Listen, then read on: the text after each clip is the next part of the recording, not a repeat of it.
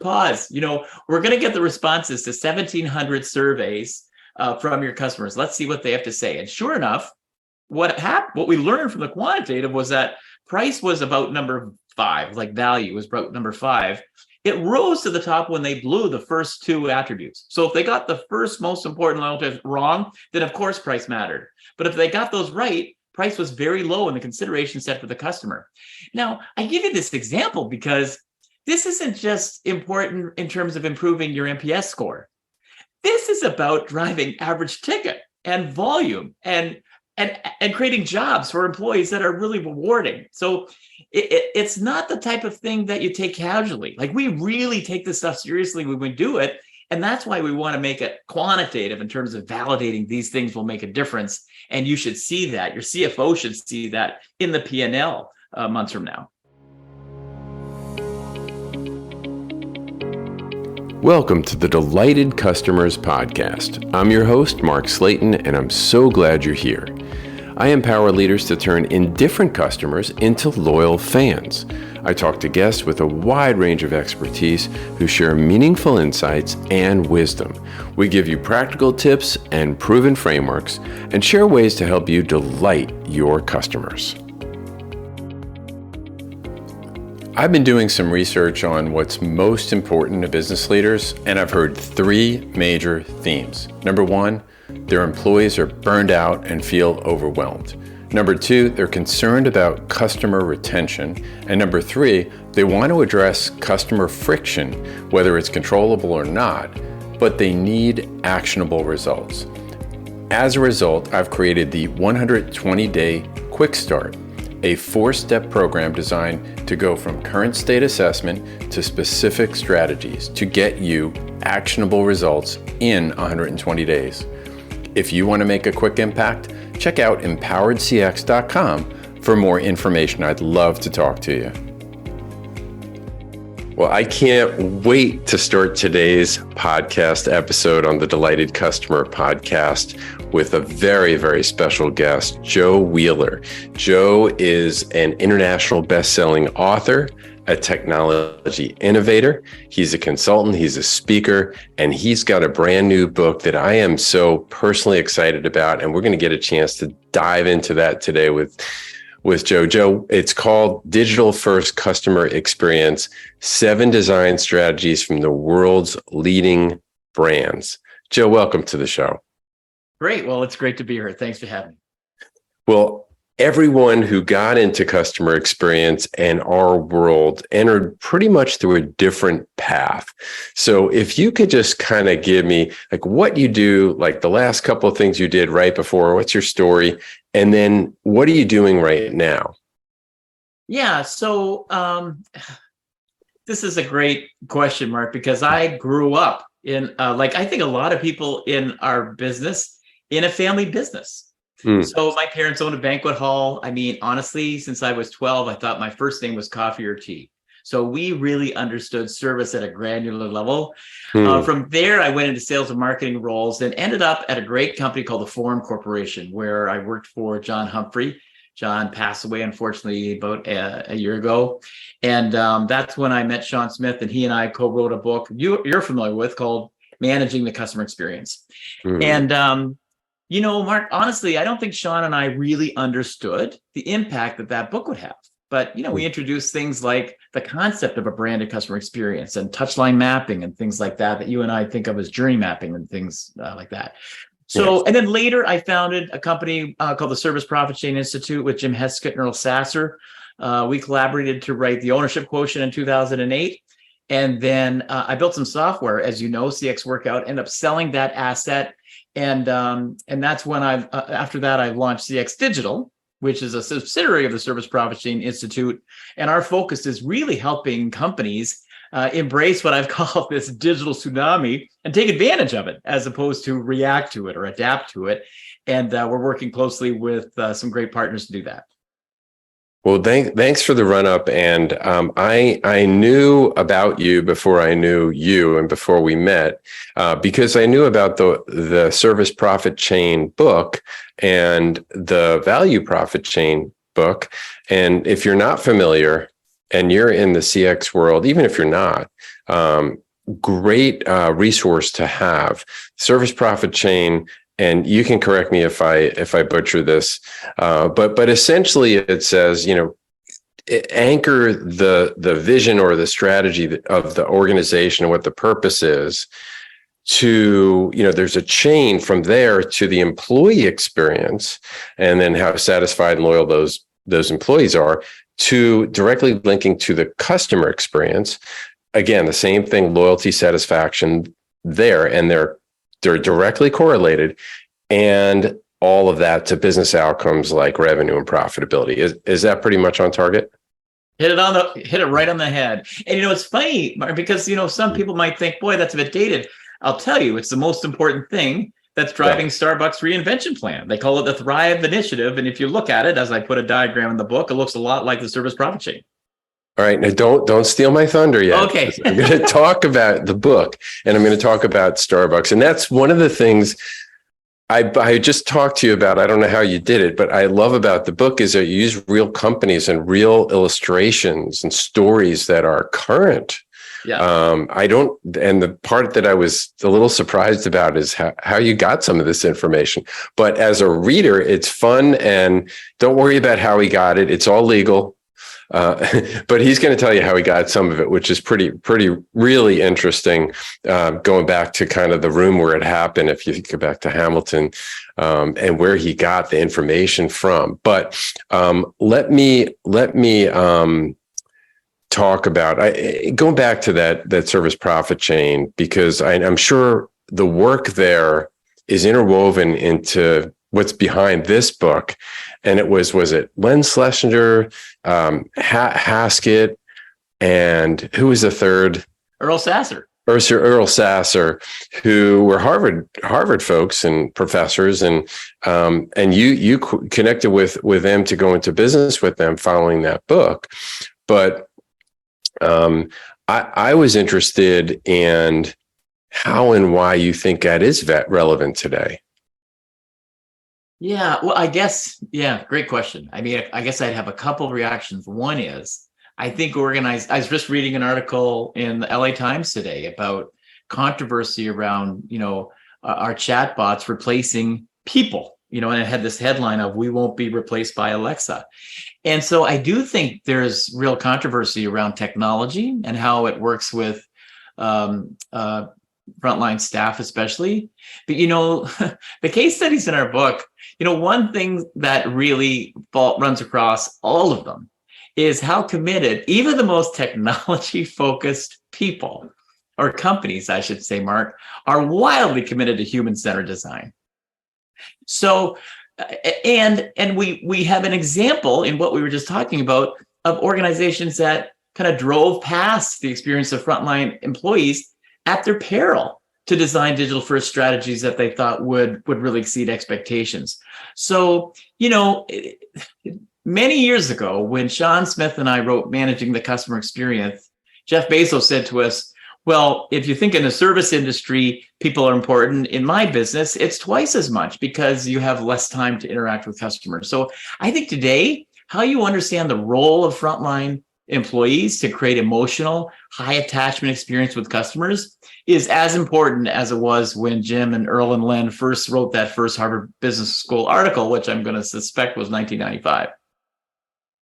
Yeah, and I think it might have been the forward for this book here we're talking about, which is digital first customer experience. That Jean Bliss wrote the forward for. She was talking about really there are hardly any industries left where you're not going to have a digital first experience with the customer. Is that right?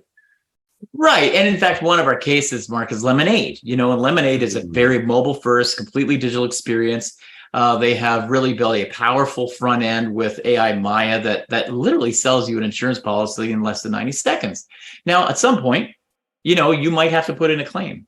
And that process is pretty automated with AI Jim. And about a third of the time, after just collecting a bit of data, Jim will tell you, hey, your claim's been approved, the money's in your banking account. But 2/3 of the time, that doesn't happen. They are an insurance company after all, right, Mark? So when that happens, it's, handed off to a person at Lemonade, they call them makers, who's a claim specialist.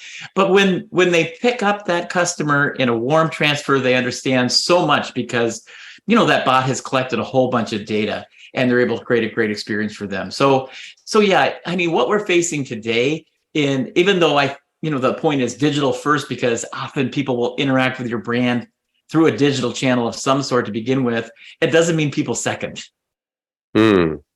Yeah. So, and some of the examples and stories that you share in the book do a nice job of telling that story. But let me get into, some of it's kind of intuitive, but I want to ask you sort of this broad-based question, then we'll dig into the 7 principles you have in the book, which is, what did you see out there? There's so much written on customer experience and there's so much written on technology. What did you see as the white space for writing the digital first customer experience? Well, great question. I mean, I guess like all of us, when we went through COVID-19, we just, watched company after company that didn't have their digital act together, really struggle. I mean, we were fortunate years ago. We worked with Panera Bread beforehand, and Blaine Hurst, who was their chief operating officer at the time, we talked to him, and he said, and they had already innovated things like their just, rapid pickup capability. Thank goodness, right? But we saw a lot of companies that didn't. And so a colleague from the Kellogg School, who I'm a fan of, Mohan Sohani, wrote an article in Forbes that said, it should be the aspiration of every company to deliver a touchless experience, which, going through COVID, that's pretty good advice.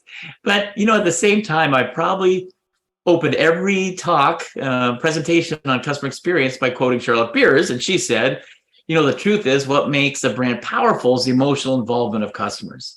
So basically, this book was a journey to try to reconcile those two statements. Like, how do you follow the good advice of Professor Swanee and say, yes, we'll create a touchless experience, but not lose what we know makes brands powerful, which is emotional involvement, typically delivered by frontline folks. So I was trying to answer the question, has technology gotten to the point where it can deliver experiences that have strong emotional outcomes that we would typically expect from frontline staff? Yeah. And you've got to have your finger on the pulse of your customer base to really understand where those touch points are, where you can make that emotional connection and where you shouldn't really fool around with it, right? Yeah, I mean, it's and also, Mark, it depends on where you're coming from. Like, if you're a greenfield business like Lemonade was, they built their technology stack from the ground up. They designed the whole thing as digital first. If you're a legacy company, trying to take an experience that's been, highly frontline staff oriented and introducing digital channels, that's trickier, quite honestly. So it does. And I think the other thing that's important is to understand, there's a few challenges to getting this right. And one of them is an old saying in the product development business, which you're familiar with, is, never fall in love with your product, right? Fall in love with the customer problem. And there's just so much glitter that isn't gold today. In fact, I opened with an example of Zoom Pizza. And you might recall Zoom Pizza was this amazing company in California. They actually used AI, robotics to make pizzas and AI to predict their delivery and deliver them. And they raised, I think, something like $350 million from SoftBank to grow this business. And the short story is, 18 months later, they basically repurposed the company into a packaging business. And I asked the question, which was, to what extent were they really solving a problem? I mean, Domino's had really done a good job with their quality. They could get me a pizza in about 30 minutes. I love their pizza tracker. I kind of like to know that Nicole was going to be showing up with this pizza. Yeah. And so you really have to be careful, because not that all that glitters is gold. And it's tough to decipher which things you will implement with digital solutions will make a positive difference for customers, and which will just add cost and not add value. Yeah. And that's the thing, is where can you add value? Right. And in your Look, you started by talking about starting by solving the right problems. You said avoid designing experiences that customers don't value by applying proven qualitative and quantitative methods to separate the signals from the noise. Love that. The signals from the noise, and identify moments of truth for exceeding expectations that will earn you long-lasting loyalty and advocacy.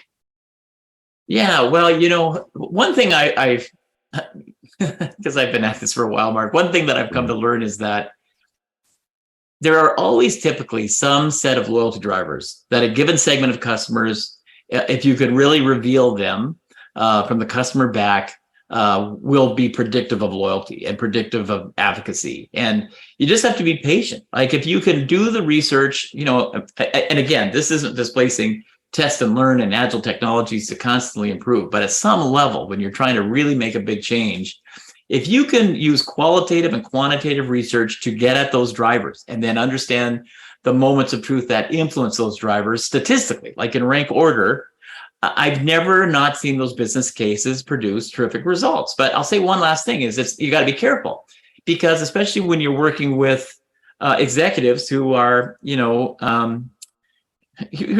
are obsessed with trying to get results for every quarter. We had one client where we did a qualitative study of their detractors, and price surfaced as the biggest attribute. And the CEO said, I got it. Thanks, Joe. We're going to take it from here. Let's go and basically start a price war. And I said, you pause, we're going to get the responses to 1,700 surveys from your customers. Let's see what they have to say. And sure enough, what we learned from the quantitative was that price was about number 5, like value was about number 5. It rose to the top when they blew the first 2 attributes. So if they got the first most important loyalty wrong, then of course price mattered. But if they got those right, price was very low in the consideration set for the customer.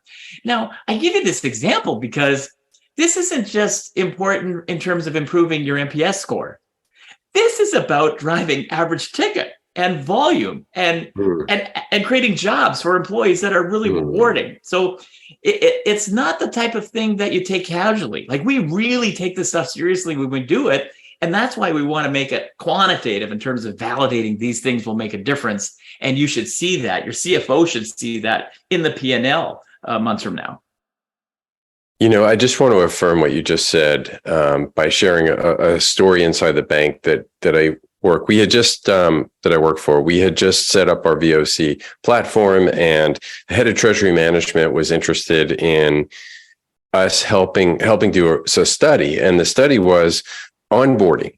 So if you know how banking works, this is not the lending part of the customer relationship. This is all the other stuff that they buy, like payroll, ACH, wire management, something called positive pay to take care of security related issues, fraud, and a whole host of other services, including their online banking relationship.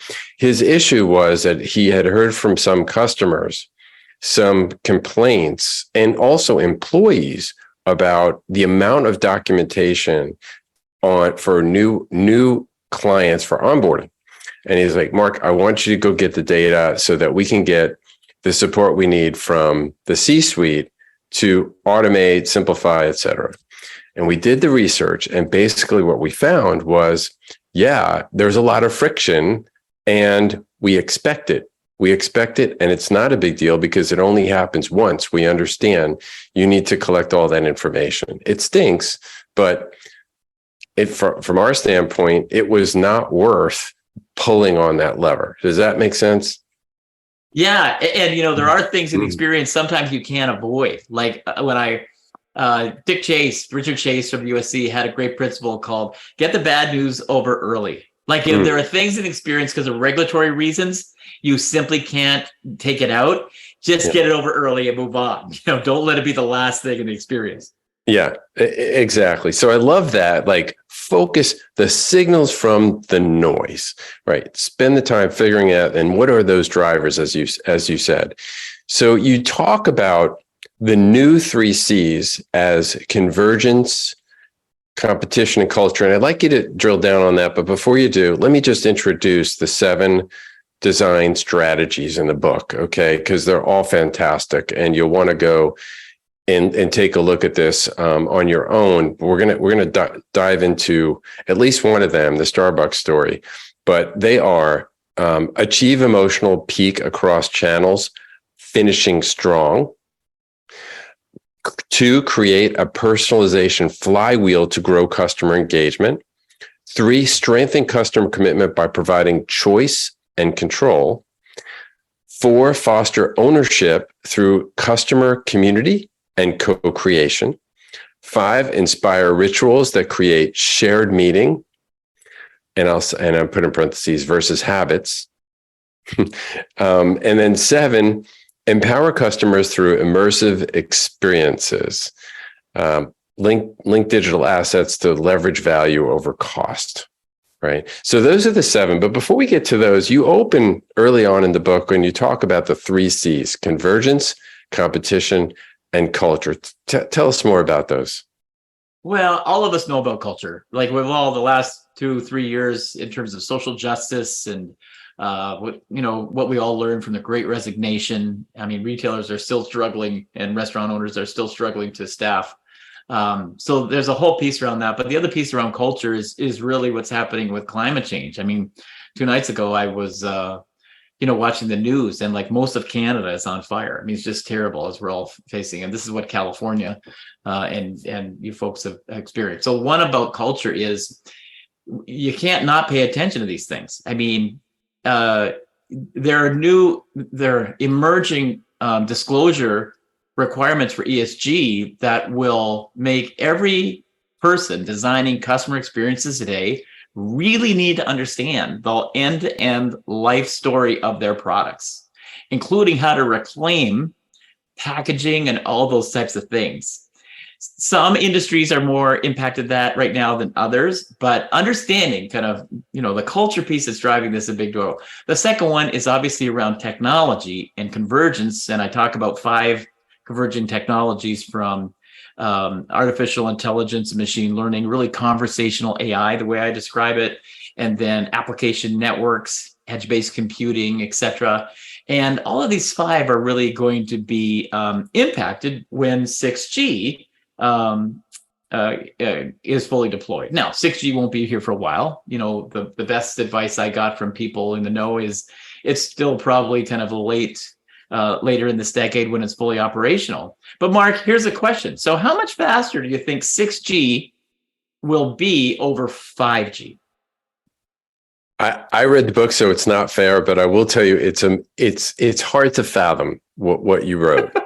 Right. So, what again, we really did due diligence on this, is 6G, when it's fully operational, will be like 30 to 50 times fast. Let's say it's 30 times faster than 5G. I mean, think about what that means for how you would design experiences in the future.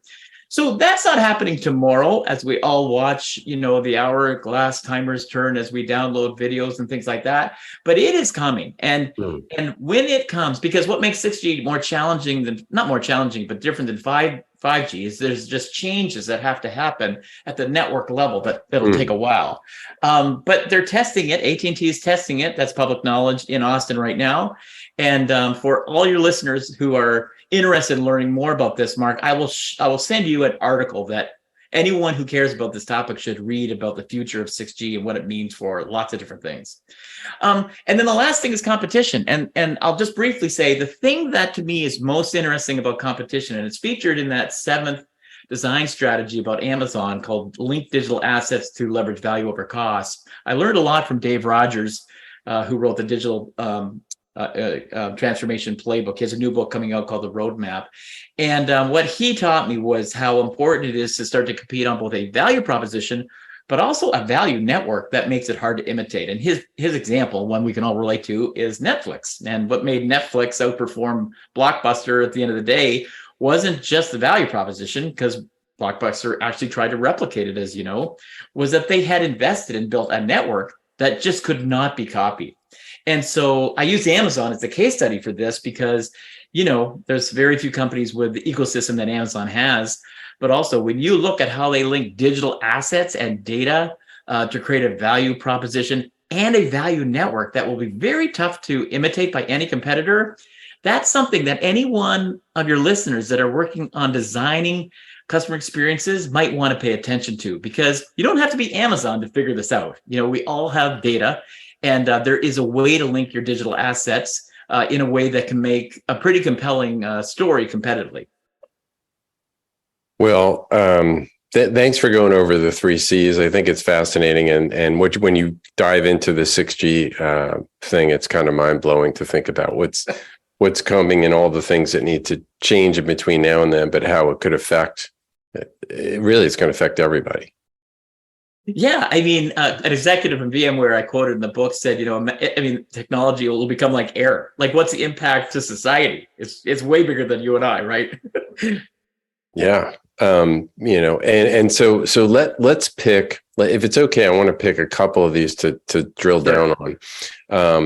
The one that kind of grabs my attention here is the second design strategy, which is create a personalization flywheel to grow customer engagement. Say more about what you mean there.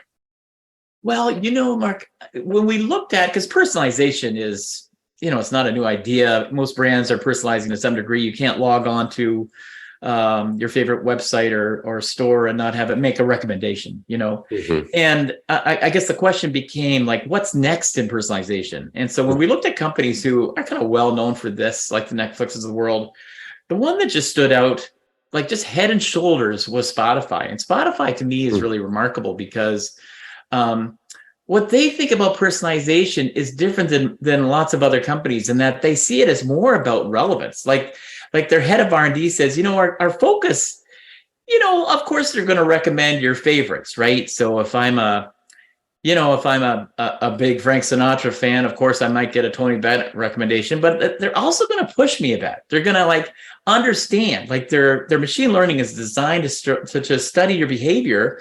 They build what they call a data double of every customer, of every listener, I should say.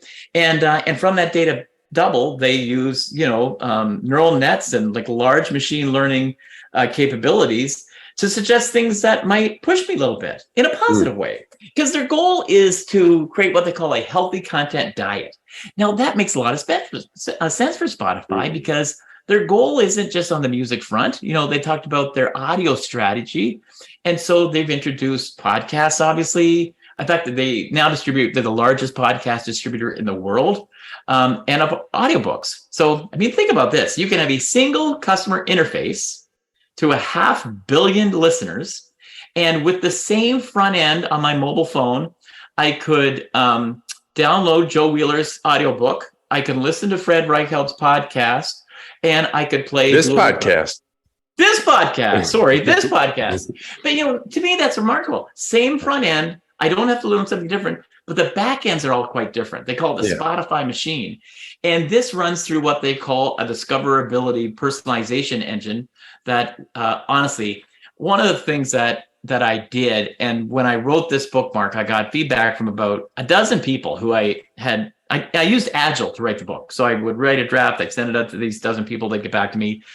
And half of them were like, Joe, these chapters are kind of long, but what I like about them is you give a lot of detail. It's what you were saying at the beginning.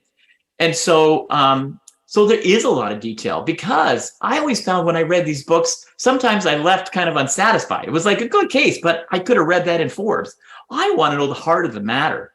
So, for example, you can look at Nike and see, gosh, they make these amazing immersive experiences. But what's really at the heart of the matter is how they link this to their core values. It's not just that it's just this wonderful immersive experience like at their House of Innovation. Everything they do aligns to what they stand for. That's a big insight to me. And every case study tries to get to, quote, the heart of the matter. And the personalization one that features Spotify, I think, does that, I hope in a way that people find of value.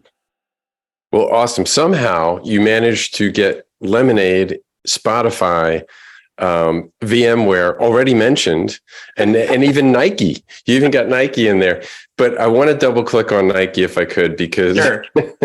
because you shared about this idea of linking technology and digital assets to their core values and their mission. Can you share more about what Nike's story that you wrote about in the book? Yeah, well, to me, it's a remarkable one. There's a new move. Well, I don't know if it's that new now, because it's been out for 4 weeks about Nike, right? But what's really interesting to me was, and what I learned from the team there, was the degree to which they are so committed to supporting athletes. And an athlete, is someone with a body. So an athlete isn't. I mean, obviously, LeBron James is quite an athlete, but their vision is to support you and I and everyone.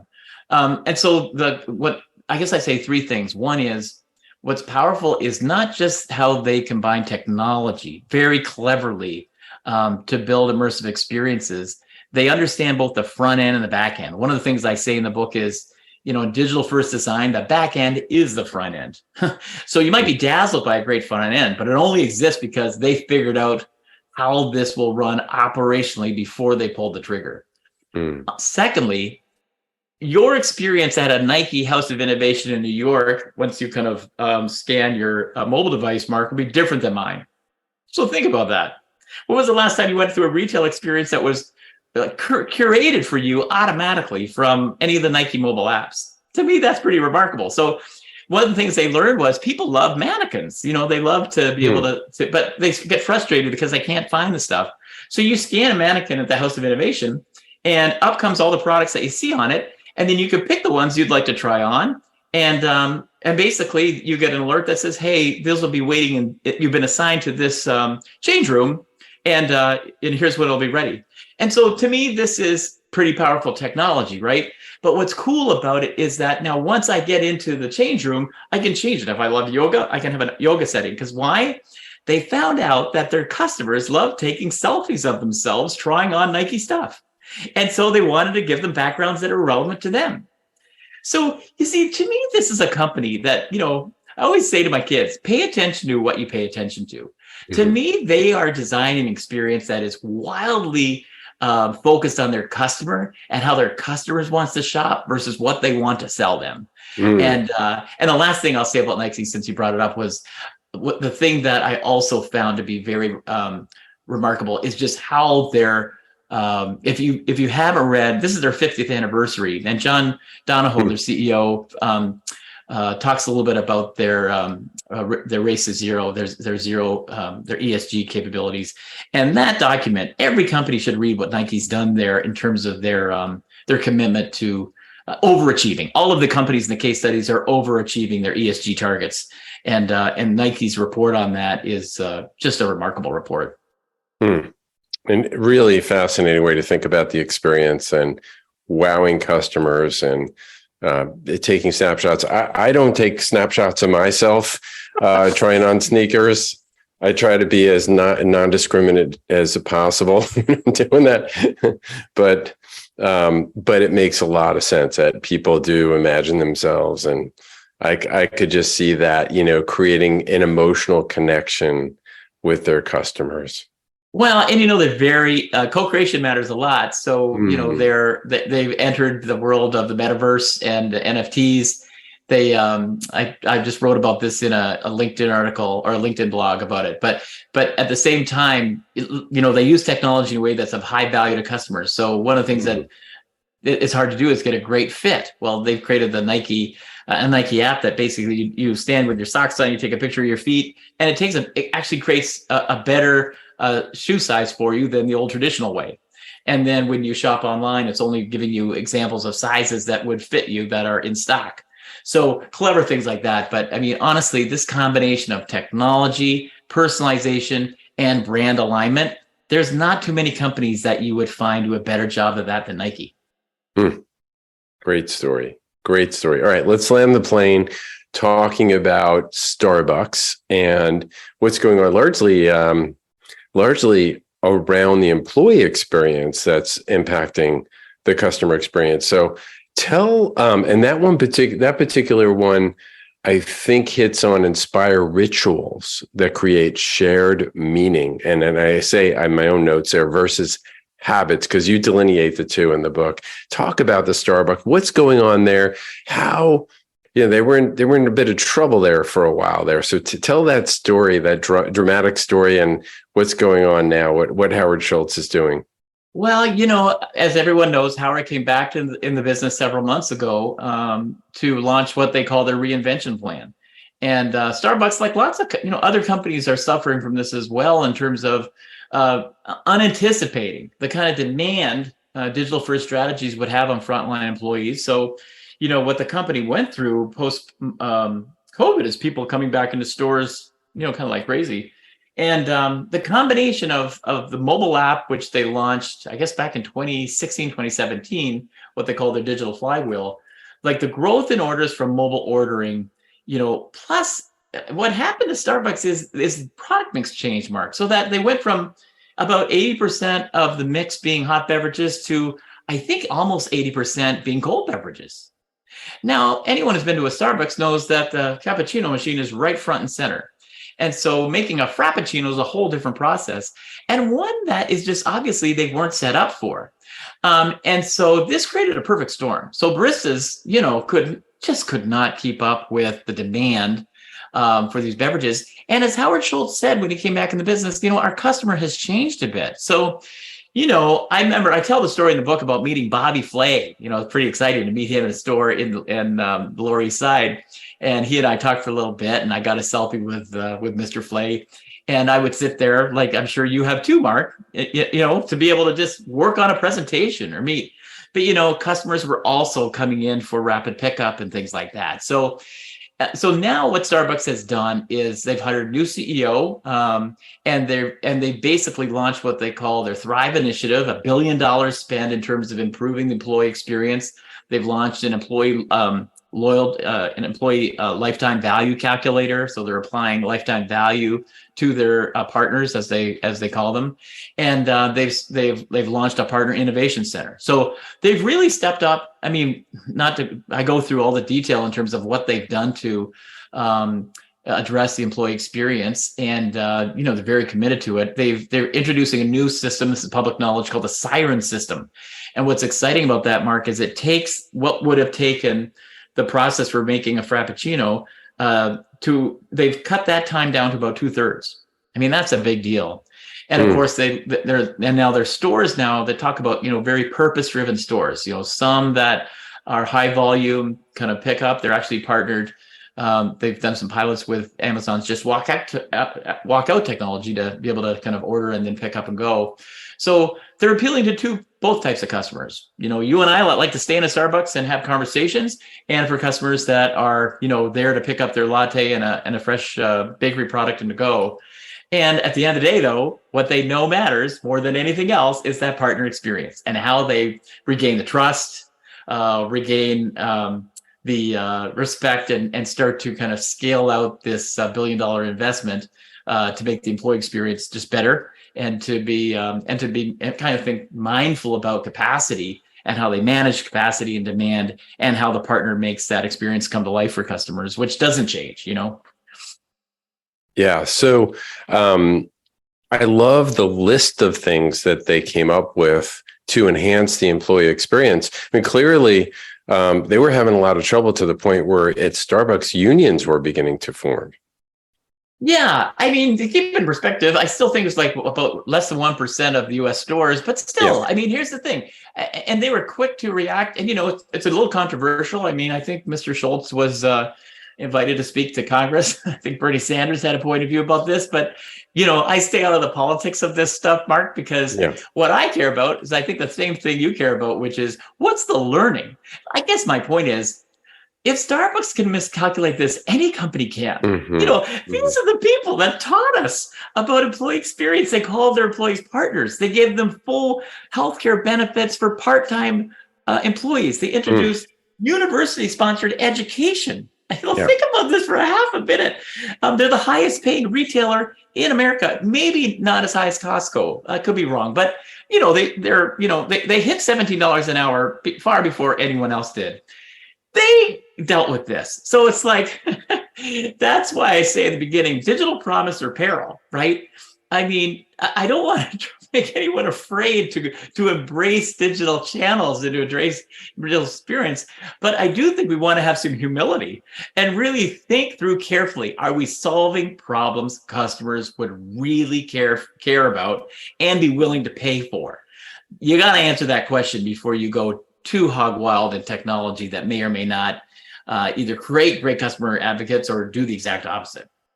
Yeah, I mean, and I heard someone use this term, are you using technology in search of a strategy? Yeah, exactly. Right. That's a good way to put it.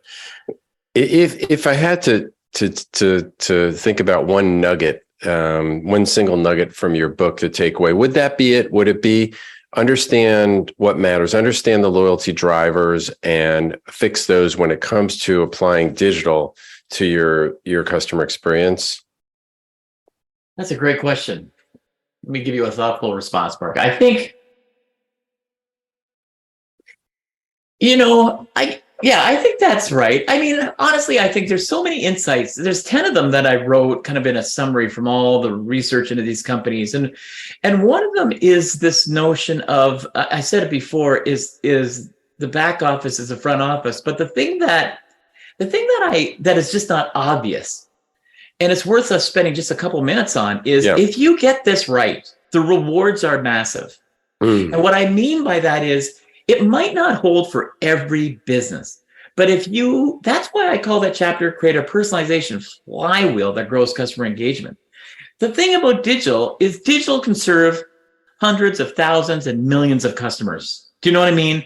Like, it's a way to scale an experience, beyond what you can imagine. And if you can figure this out in a way that it creates a flywheel, so the flywheel at Lemonade, the flywheel at Amazon, the flywheel at Nike, the flywheel at all these companies is possible because they understand how to apply digital design strategies that produce that type of highly scalable, highly repeatable experience. So Lemonade, for example, I talk a little bit about because, it's very digital first, very mobile centric, very AI centric. At the same time, because it's so domain specific, I mean, it's about insurance, they're able to create pretty strong emotional outcomes, even through a bot. And you see it in their data. I mean, their NPS scores rivals Apple's.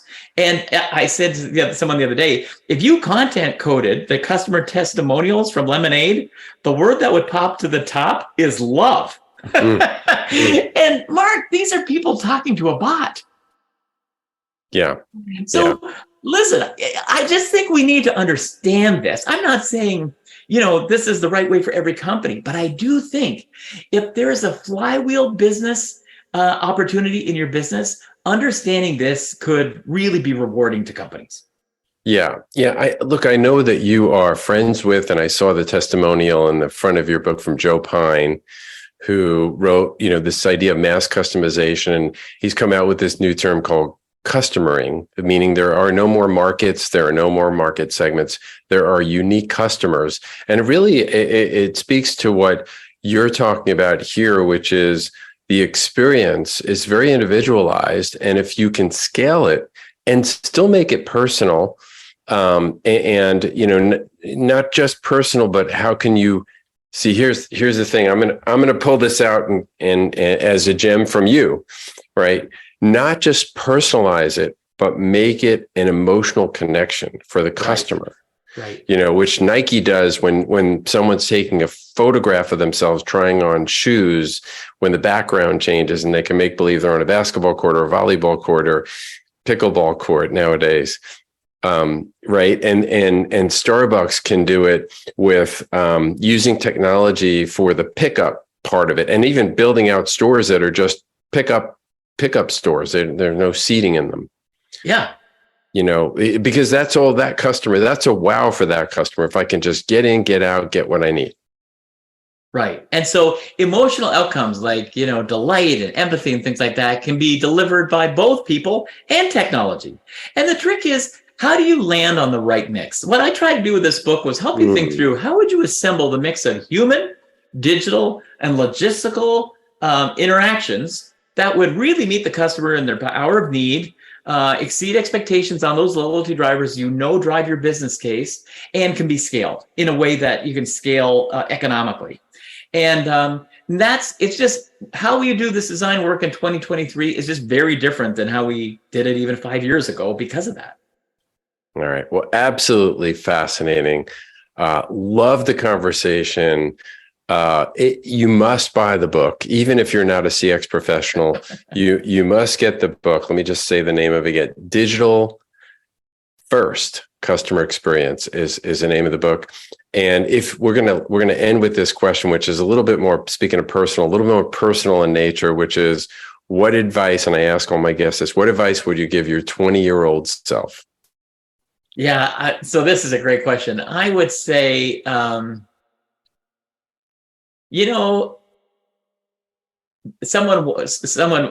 always say this to my kids: pay attention to what you pay attention to.